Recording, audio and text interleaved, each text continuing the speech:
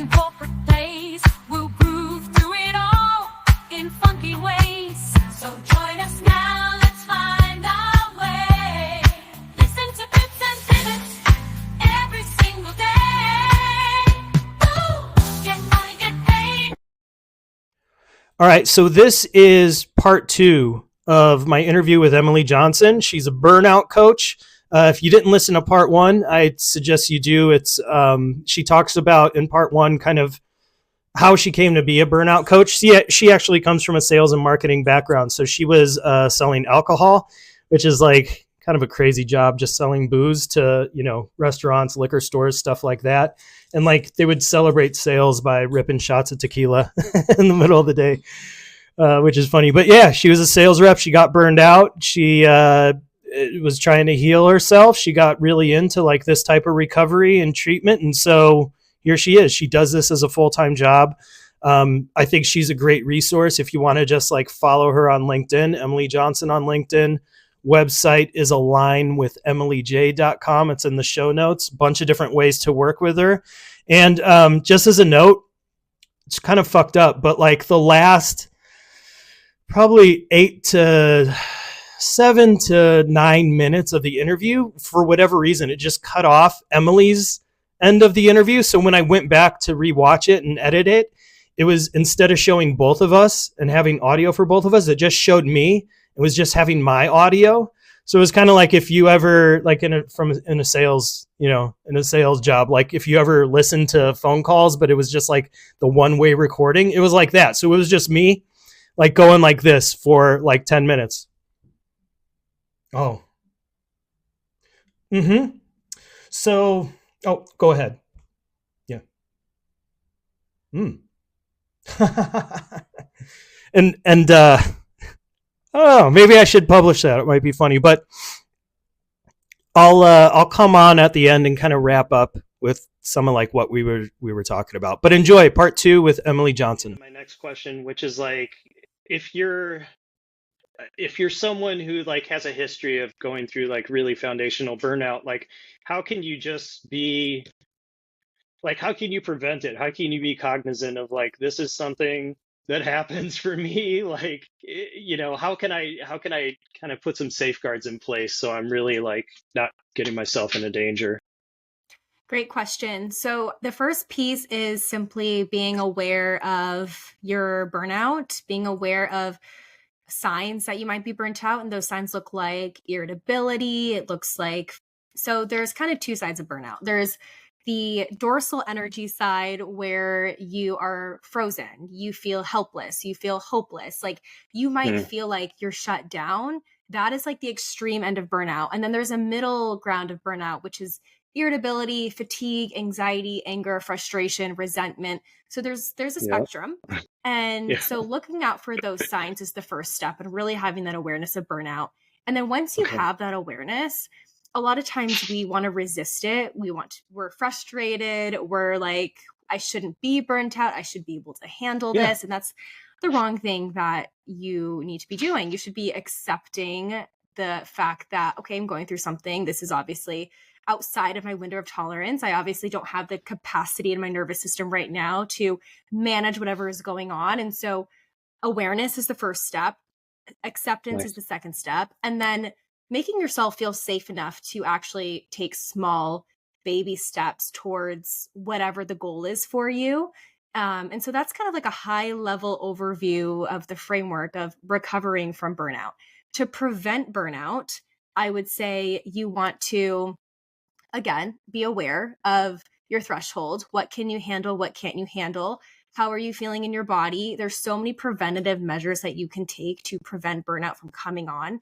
And that looks like, living mindfully, avoiding your phone first thing in the morning, scheduling in joy and you time, and making sure that you're moving your body every single day, making sure that you're prioritizing energy hygiene, making sure that you're connecting with loved ones, supported in a community.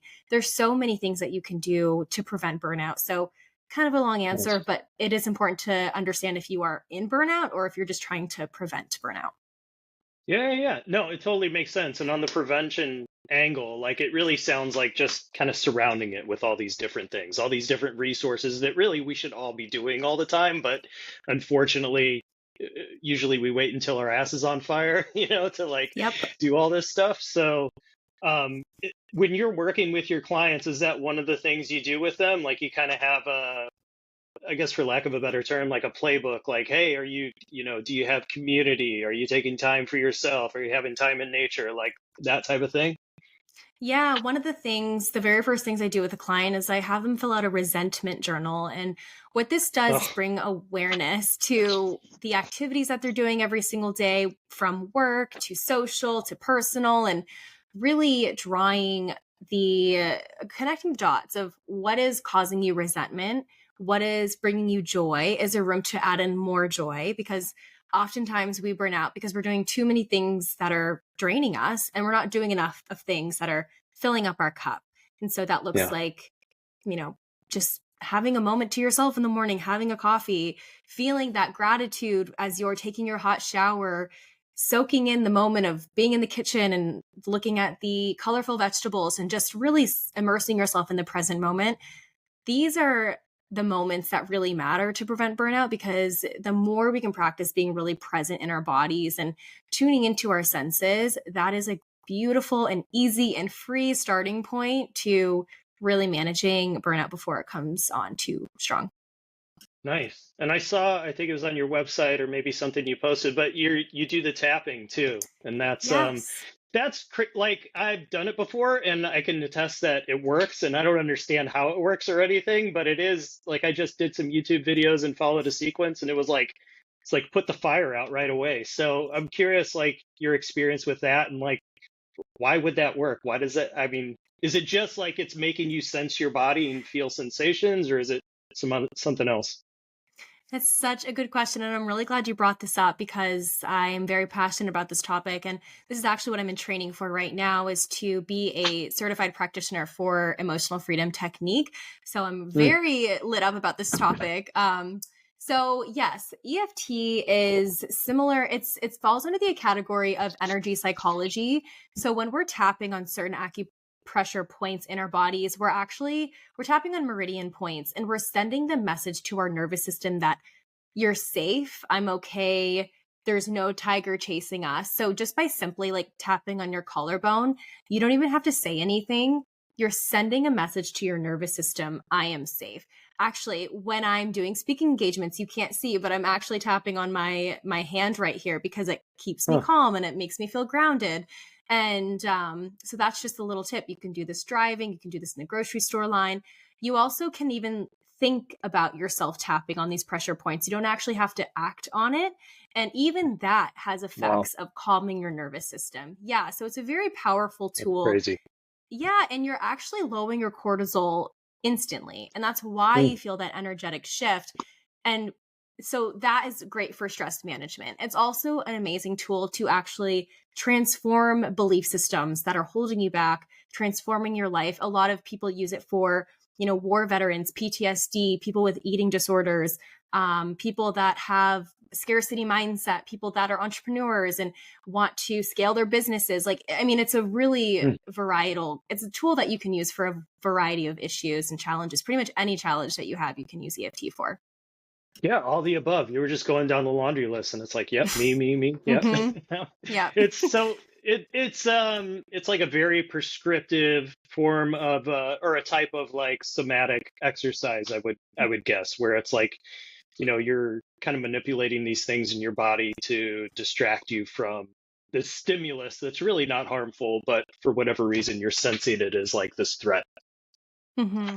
Yeah, yeah. You're bringing awareness. Let's say you're having anxiety and you're tapping on the pressure points, and you're just simply saying the word anxiety instead of hiding from the anxiety. You're really allowing yourself to be present with it and hold it. And Mhm. that act in itself, exactly, it's a somatic experience because we're allowing that energy, that anxious energy, to kind of just like flow through us, and we're not hiding from it. We're not running from it. We're simply letting it be. And with that acceptance, it actually instantly dissolves, which is so cool. Yeah, it's kind of similar to like EMDR, where Yes. you hold the paddles and they stimulate both sides of the brain. So instead of just experiencing this thing in like a really vulnerable, freaked out type of place, it's like you're engaging, you're lighting up different sides of your brain. You're accepting you feel this way, but you're approaching it from with different parts of your brain from a different perspective. So it's, I don't know, you have a different experience with it, where it's not this overwhelming thing that's like making me hyperventilate. It's just something that's happening and it's fine and it's safe. Yeah, exactly. Totally.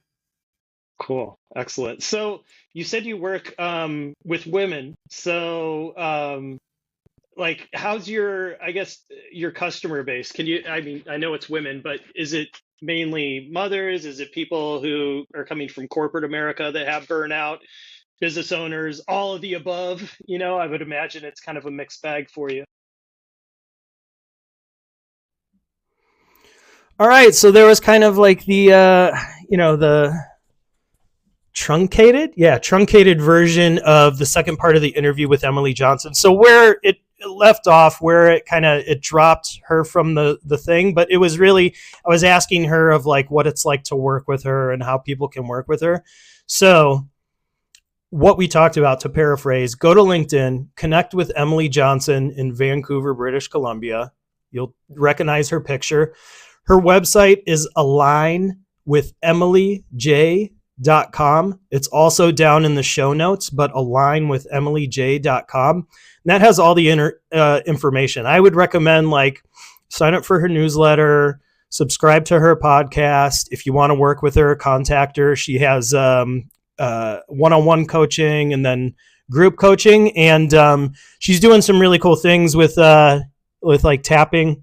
I think we talked about that a little bit, but that's like, I would say if you have any curiosity about that stuff or kind of like somatic processing or anything, hit her up. She's deep into this shit, but also YouTube videos. Like if you just, you're not sure about it, you want to dip your toes in, just, listen to the YouTube videos. So that's it. Tune in next week. I don't know how I'm going to schedule these things. I'm kind of batching them, but there will be an awesome interview next week. Thank you. Love you. Bye. This is Noah. Noah sells software.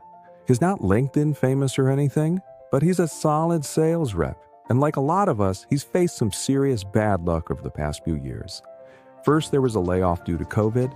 Then came a rift due to economic headwinds. And just when he thought he'd found the right fit, the company he was at got acquired and he was let go shortly thereafter. Noah's resume looks bad, like really, really bad, and he worries that his luck is never going to change. He fears this pattern of bad luck is going to continue, and he's going to be constantly looking for the right job. His confidence is at an all-time low. In his weakest moments, he wonders if maybe sales just isn't for him. It's not just about finding the next role, it's about finding stability and overcoming the perception that he's a job hopper and unreliable. Noah discovers a course called Elevate Your Sales Career, designing a 5-year plan for success. It promises to arm him with insights, knowledge, and frameworks to determine exactly what he needs to do to change his luck and turn his career around. After taking the course, Noah steps back into the job market with confidence and a reliable plan for a stable, successful future in sales.